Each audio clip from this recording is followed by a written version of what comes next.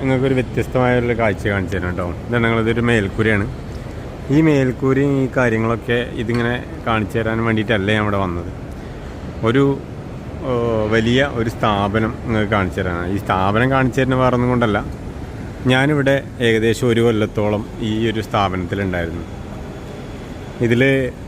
ഇതിപ്പോൾ കണ്ടെങ്കിൽ ഇവിടുന്ന് കണ്ടു കഴിഞ്ഞാൽ ഒരു മാളിൻ്റെ ഉള്ളിൽ നിൽക്കണ പോലെ അങ്ങനെ ഫീൽ ചെയ്യും അല്ലേ? പക്ഷേ ഇതൊരു മാളല്ല. അതായത് ഇത് കണ്ടവർക്കും അറിഞ്ഞവർക്കൊക്കെ അറിയാം.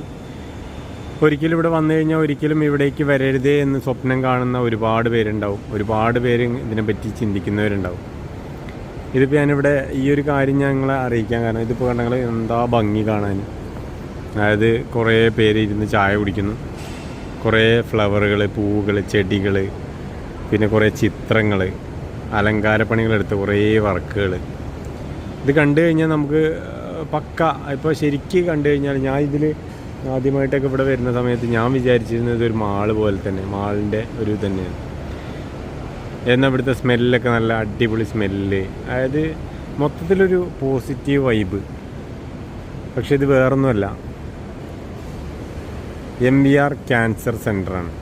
അതായത് MV രാഘവൻ മെമ്മോറിയൽ, അതായത് ക്യാൻസർ സെൻ്ററാണിത്. അപ്പോൾ ഞാനെന്തിനാ ഈ ക്യാൻസർ സെൻ്ററിനെ പറ്റി നിങ്ങൾക്ക് കാണിച്ചു തരുന്നതല്ലേ? അത് വേറൊന്നുമല്ല, ഇവിടെ ഇതിൻ്റെ കാര്യങ്ങൾ നിങ്ങളെ കാണിച്ചു തരുന്നത്. ഞാൻ 2022 ജനുവരി മാസത്തിലാണ് ഇവിടെ എനിക്കിങ്ങനെ ഒരു ചെറിയൊരു ക്യാൻസർ ഉണ്ട് എന്ന് അറിഞ്ഞിട്ട് അങ്ങനെ വന്നത്. അപ്പോൾ ക്യാൻസർ ഉണ്ട് എന്ന് അറിഞ്ഞ് വന്നതെന്ന് പറഞ്ഞാൽ നമുക്ക് പെട്ടെന്ന് ഇവിടെ വന്നു കഴിഞ്ഞാൽ നമുക്ക് നമ്മളെ അസുഖമുള്ളവർക്കും കൂടി ഒരു പോസിറ്റീവായിട്ടുള്ള വൈബ് കിട്ടുന്ന ആ ഒരു രീതിയിലാണ് ഇവർ ചെയ്തിട്ടുള്ള കാര്യങ്ങളൊക്കെ. എനിക്ക് വൻകുടലിലായിരുന്നു ക്യാൻസർ. വൻകുടലിൽ അതിലൊരു ചെറിയ മുഴ ഉണ്ടായിരുന്നു. അത് അറിയാൻ കുറച്ച് വൈകി, ഒരുപാട് വൈകിയില്ല. നമ്മുടെ ബാത്റൂം പോവാതെ ഇങ്ങനെ ഇരിക്കുന്ന സമയത്ത് ഇങ്ങനെ ഒരു ബുദ്ധിമുട്ടൊക്കെ വന്ന് അങ്ങനെ ഒരു ടെസ്റ്റും കാര്യങ്ങളൊക്കെ നടത്തിയപ്പോൾ അതിൽ വൻകുടലിൽ ചെറിയൊരു ക്യാൻസർ ഉണ്ടെന്ന് അറിഞ്ഞു. അങ്ങനെ അതിൻ്റെ ട്രീറ്റ്മെൻറ്റും കാര്യങ്ങളായിട്ട് കുറേ സ്ഥലങ്ങളിലൊക്കെ അന്വേഷിച്ചപ്പോൾ നമുക്ക് MVR ആണ് ഏറ്റവും ബെറ്റർ എന്നുള്ളത് ഒരുപാട് പേരിങ്ങനെ പറഞ്ഞു. അങ്ങനെയാണ് നമ്മൾ ഇവിടേക്ക് വന്നത്. അന്ന് എനിക്ക് ആദ്യം ഒരു 5 റേഡിയേഷനും പിന്നെ ഒരു 9 കീമോയും 2 ഓപ്പറേഷനും കൂടിയാണ് ഉണ്ടായിരുന്നത്. അപ്പോൾ നമുക്ക് അതിന് ഏകദേശം ഒരു 7 ലക്ഷത്തിനടുത്ത് ചിലവ് വന്നു കേട്ടോ മൊത്തം. അതായത് സാധാരണക്കാരെ സംബന്ധിച്ച് അത് ഭയങ്കര ഒരു ഡേഞ്ചർ അവസ്ഥയാണ്. അപ്പോൾ ഞാൻ സാധാരണക്കാരനല്ല എന്നല്ല ഞാൻ പറയണത്. എന്നെ സംബന്ധിച്ച് അത് നല്ലൊരു എമൗണ്ട് ആയിരുന്നു. എൻ്റെ കുറേ ഫ്രണ്ട്സും കാര്യങ്ങളൊക്കെ ഉള്ളതുകൊണ്ട് നമ്മളെ കാര്യങ്ങൾ വലിയ ബുദ്ധിമുട്ടില്ലാതെ അങ്ങ് തീർന്നു കിട്ടി. ഇതിലിപ്പോൾ ഈ ഒരു സെൻറ്ററിൽ നമുക്ക് നിങ്ങൾക്ക് അറിയാത്തൊരു കാര്യം ഉണ്ടായിരിക്കും. ഇപ്പോൾ നിങ്ങളുടെ ഫ്രണ്ട്സിന് അല്ലെങ്കിൽ ഒരുപാട് പേർക്കിപ്പോൾ ഈ ക്യാൻസർ എന്നുള്ള ഒരു പനി പോലെയായി മാറിയിട്ടുണ്ട്. ഏകദേശം ഒരുപാട് പേർക്കുണ്ട്. അത് നമ്മളിവിടെ വന്ന് നോക്കിയാൽ ഏകദേശം ഇങ്ങനത്തെ സെൻറ്ററുകളിൽ അല്ലെങ്കിൽ നമ്മൾ മെഡിക്കൽ കോളേജിലൊക്കെ പോയാലേ നമുക്ക് ഇതിനെപ്പറ്റിയൊക്കെ പക്കാ ധാരണ ഉണ്ടാവുള്ളൂ. അതുവരെ നമുക്ക് ഇതിനെപ്പറ്റി എനിക്ക് പോലും അറിയില്ലായിരുന്നു. അതായത് ഇപ്പോൾ എനിക്കിങ്ങനെ ഈ എന്താ പറയുക, നമ്മൾ ഈ അസുഖം വരുന്നവരെ നമ്മുടെ ഈ വൻകുടലിൽ ക്യാൻസർ ഇങ്ങനെ ഈ ബാത്റൂം പോകാത്ത പ്രശ്നം കൊണ്ടാണെന്ന് നമുക്കറിയില്ലായിരുന്നു. അങ്ങനെയാണ് നമ്മൾ ഇവിടെ എത്തിപ്പെട്ട്. ഞാൻ പറയാനുള്ളത്, നിങ്ങൾക്ക് നിങ്ങളുടെ ഫ്രണ്ട്സിന് ആർക്കെങ്കിലുമൊക്കെ ഇങ്ങനെ ഇവർക്ക് വയ്യല്ലോ എന്ന് വിചാരിച്ച് അവരെ വിളിക്കാതിരിക്കുക, അങ്ങനെയൊന്നും ചെയ്യരുത്. അതായത് പരമാവധി അവരെ സപ്പോർട്ട് ചെയ്യുന്ന രീതിയിൽ, അതായത് എപ്പോഴും അവരുടെ കൂടെ നിൽക്കുന്ന ഒരു ഫ്രണ്ടായിട്ട് അല്ലെങ്കിൽ അങ്ങനെ നിങ്ങൾ അവരെ കരുതണം. കാരണം അത് അനുഭവിച്ചൊരു വ്യക്തി എന്ന ലെവലിൽ നമുക്ക് അറിയാം. കാരണം അത് അത്രയും റിസ്ക് പിടിച്ചൊരു പരിപാടിയായിരുന്നു.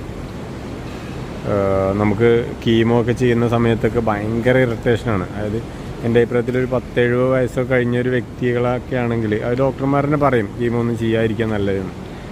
കാരണം അതിനുള്ളൊരു ആരോഗ്യമോ കാര്യങ്ങളൊന്നും കീമോ ചെയ്യുന്ന സമയത്ത് നമുക്ക് ഉണ്ടാവില്ല. കാരണം ഭയങ്കര ഇറിറ്റേഷനായിരിക്കും, എല്ലാവരോടും വെറുപ്പും ദേഷ്യവും.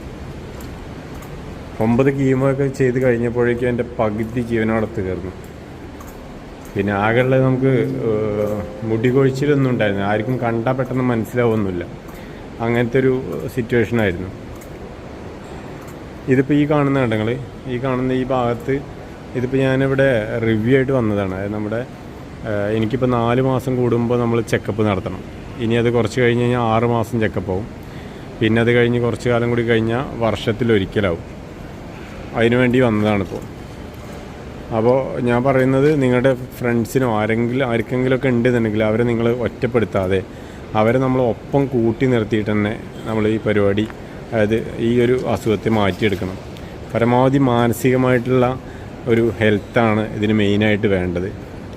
പിന്നെ നിങ്ങൾക്ക് വേണമെങ്കിൽ, പരിചയമുള്ളവർക്കൊക്കെ വേണമെങ്കിൽ ഒരു ക്യാൻസറിൻ്റെ ഒരു പോളിസി ഉണ്ട് ഇവിടെ. 15,000 രൂപയുടെ ഒരു പോളിസി എടുക്കുകയാണെങ്കിൽ ലൈഫ് ടൈം, അതായത് എന്ന് അസുഖം വന്നാലും അതിനെ പ്രൊമോട്ട് ചെയ്യാനും വേണ്ടി ചെയ്ത വീഡിയോ അല്ല കേട്ടോ, അതാരും വിചാരിക്കണ്ട. അതായത് 15,000 നിങ്ങൾക്ക് ഇനിയിപ്പോൾ അത് പറ്റില്ല, മുന്നോട്ട് പോകില്ല എന്ന് കണ്ടു കഴിഞ്ഞാൽ അത് ക്യാൻസൽ ചെയ്യുകയും ചെയ്യാം. കാരണം അതൊരു ലൈഫ് ടൈം മൊത്തം നമ്മൾ ആ പൈസ പോകും എന്നാരും വിചാരിക്കണ്ട. ക്യാഷ് എപ്പോൾ നിങ്ങൾക്ക് വേണ്ടാന്ന് തോന്നുന്നു, ഈ ഒരു അസുഖം ഇനി നമുക്ക് ലൈഫിൽ വരില്ല എന്നൊക്കെ ചിന്തിക്കുന്നവരൊക്കെ ആണെങ്കിൽ അത് ക്യാൻസൽ ചെയ്യുകയും ചെയ്യാം. അപ്പോൾ ഞാൻ ഇതൊക്കെയാണ് നിങ്ങളോട് പറയാനുള്ളത്. ഇതൊരു അസുഖമാണ്, അയാൾക്ക് ഇന്നെക്കൊണ്ട് ഇനി ഒന്നും പറ്റില്ല അങ്ങനെയൊക്കെ തോന്നിയ ഒരുപാട് സമയം ഉണ്ടായിരുന്നു. കാരണം ഈ കീമോ ചെയ്യുന്ന സമയത്തൊക്കെ എനിക്ക് നടക്കാൻ വയ്യ, ഒന്ന് മോൻ്റെ കൂടെ കളിക്കാൻ വയ്യ, അങ്ങനത്തെ കുറേ പ്രശ്നങ്ങളുണ്ടായിരുന്നു. അപ്പോഴൊക്കെ ഞാൻ വിചാരിച്ച് ഇനി അങ്ങോട്ട് എന്ത് എന്നുള്ളൊരു തോന്നലൊക്കെ എൻ്റെ മനസ്സിലുണ്ടായിരുന്നു. അപ്പോഴൊക്കെ നമ്മളെ കൂട്ടായിട്ടൊപ്പം ഒരുപാട് പേര് കൂട്ടായി നിന്നിട്ടാണ് ഈ ഓരോ കാര്യങ്ങളും ചെയ്തു തന്നിട്ടുള്ളത്. അതിൽ നമുക്ക് ഭയങ്കര ഹാപ്പി ആയിരുന്നു. കാരണം ഞാൻ ഓൾറെഡി ഞാനിങ്ങനെ റെസ്റ്റ് ചെയ്യാൻ താല്പര്യപ്പെടാത്തൊരു രീതിയിലായിരുന്നു മുന്നോട്ട് പോയിക്കൊണ്ടിരുന്നത്. ഇപ്പോൾ ഈ കാണുന്ന ആ ഭാഗത്ത് ഇവിടെയായിരുന്നു എൻ്റെ കീമോ ചെയ്തിരുന്നത്. ഈ കാണുന്ന ബിൽഡിങ്ങിൻ്റെ ഉള്ളിൽ ഈ കാണുന്ന ഓരോ പോർഷനും ഓരോ ഡോക്ടർമാർ ചെക്കപ്പ് നടത്തുന്ന ഏരിയകളാണ്. ഓപ്പറേഷൻ കൗണ്ടർ ഈ ഒരു ഭാഗത്തായിരുന്നു ഓപ്പറേഷൻ്റെ തിയേറ്ററും കാര്യങ്ങളും. ഇതിൻ്റെ താഴത്താണ് നമ്മുടെ ചെക്കപ്പ്, അതായത് നമ്മുടെ പെറ്റ് സ്കാന്, MRI അങ്ങനെ എല്ലാ കാര്യങ്ങളും ഇതിൻ്റെ താഴത്തായിരുന്നു. പ്രൈവറ്റ് ഹോസ്പിറ്റലായതുകൊണ്ട് നമുക്ക് ഒന്നും അറിയണ്ടായിരുന്നു. ഇപ്പോൾ എനിക്ക് നടന്നു പോകുന്ന സാഹചര്യങ്ങളും കൂടി നമുക്ക് നടന്നു പോകാൻ പറ്റാത്തൊരവസ്ഥയാണ്. കാരണം അവരെ കൊണ്ടുപോകുള്ളൂ, അവർ കടത്തിയിട്ടേ കൊണ്ടുപോകുള്ളൂ. അതങ്ങനൊരു പാറ്റേൺ ആയിരുന്നു. നല്ലൊരു ഭയങ്കര കെയറിങ് ആയിരുന്നു. കെയറിങ് ചെയ്യുന്നതിനുള്ള എമൗണ്ട് അവർ വാങ്ങുന്നുണ്ട്. ഈ ഒരു വൈബ് ഉണ്ട്. നിങ്ങൾ മേലെ അവിടെ ആ ഭാഗത്തൊക്കെ ഉണ്ടോ ചെടികളൊക്കെ നടത്തി, അതായത് എപ്പോഴും ഒരു പച്ചപ്പ് ഫീൽ ചെയ്യുന്ന രീതിയിലാണ്. ഇവിടെ ഒരു കഫേ ഉണ്ട്, കാര്യങ്ങളും ഒരു ഫുള്ള് എന്താ പറയുക, ഒരു പാർക്കിൽ പോയിരിക്കുന്ന ആ ഒരു ഫീലിലാണ്. കണ്ടില്ലേ, ആർട്ട് വർക്ക് ചെയ്ത പോലത്തെ ഓരോ വർക്കും കാര്യങ്ങളൊക്കെ ചെയ്തിട്ടുള്ള. എന്തായാലും ആർക്കും ഇവിടേക്ക് വരാനുള്ളൊരു അവസരം ഉണ്ടാകാതിരിക്കട്ടെ എന്ന് പ്രാർത്ഥിച്ചുകൊണ്ട് ഇന്നത്തെ വീഡിയോ നിങ്ങളുടെ ആരെങ്കിലും അസുഖമുള്ള ആളുകൾക്ക് ഉണ്ടെന്നുണ്ടെങ്കിൽ അവരോട് പോസിറ്റീവായിട്ട് ഇരിക്കാൻ പറയാം, പോസിറ്റീവായിട്ട് നിങ്ങൾ സപ്പോർട്ട് ചെയ്യുക. അപ്പോൾ അടുത്തൊരു വീഡിയോ കാണുന്നവരെ എല്ലാവർക്കും ശുഭദിനം. Thank you.